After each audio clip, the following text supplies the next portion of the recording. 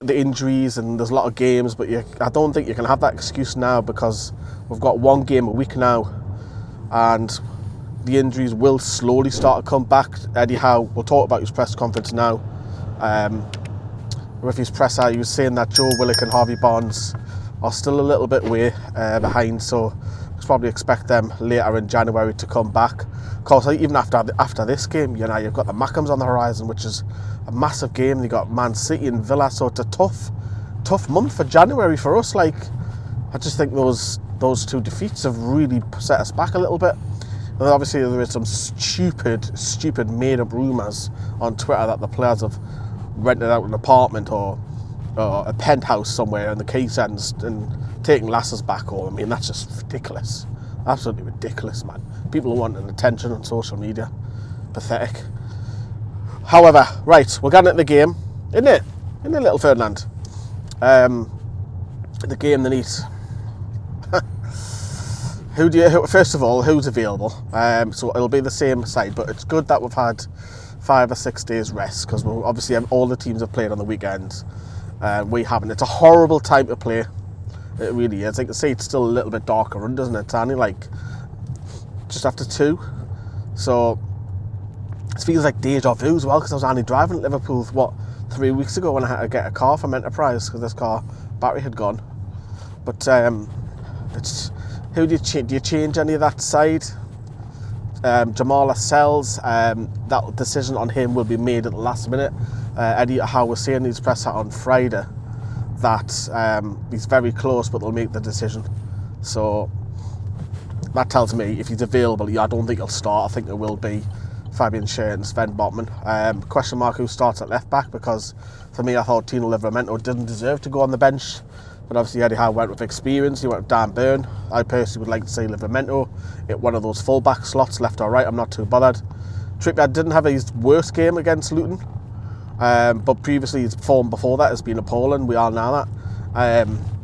So I wouldn't mind Livramento coming in that midfield. Joelinton I think will start, obviously he came off the bench last time out. I think he will start, and I think it will be him, Joelinton, Sean, and I think it'll be Bruno in that 3 midfield, I think. And then Gordon on the wing, and unfortunately Miggy, who's got a lot of stick recently, hadn't he? Loads of stick off him.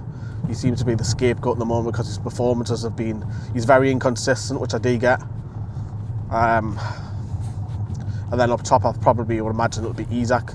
Maybe later in the game, you know, you could swap Isak to left wing and move Gordon over at the right and put Wilson up top. But Anthony Gordon will get a lot of stick, obviously being a former Evertonian, he'll get booed. Somewhat rotten underneath, but that's to be expected, you know. Liverpool obviously top of the table, top of the league, flying. But the top of the league is very, very tight, obviously. Man City do have a game in hand to try and catch up. Obviously they were at the World Club, well they won it, didn't they?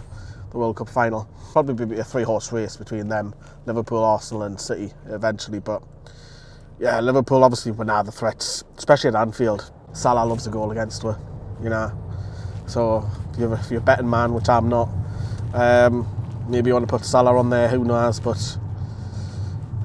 they've got a good set midfield, I think. Personally, I think they've improved that. They've got more fresh legs in there. There obviously is Szoboszlai, who we were linked heavily. He's probably the key one, where he can get you a goal and go forward, but we've just got to be careful. There's so many threats off the bench, even in that. So we're in for a difficult afternoon. I think there could be a little bit more pain to come before it gets better, unfortunately. You know, I would take a point right now just to stop that rot, and getting a point at Anfield would be seen as a good result. Newcastle have slipped down to 9th in the Premier League now. So we can get a positive result going into the Mackhams game, because that's a massive game. And Eddie Howe is a tiny bit under pressure. He was asked about the pressure and he said, I'm always under pressure as a manager. And he's also asked, is this the most difficult spell you've had as Newcastle manager? And he said yes.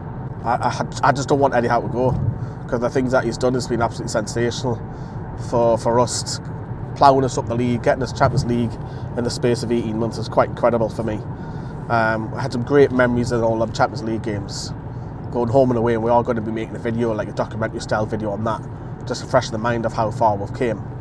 So I'm going to be creating that in January at some point. But look, I'm going to do that. I think I don't know if Harry's doing there or not, but look, it's a late one, it's a late kick-off. I've got work tomorrow as well, an 11-hour shift.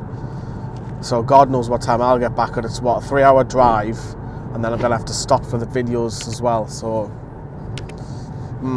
yeah. It'll be a long one. I'll be tired tomorrow for work, so apologies, work, if you're watching. But drop us a like, everybody, and we shall see you later on for all the videos from Anfield later on tonight. Ta-da, everyone. Bye-bye.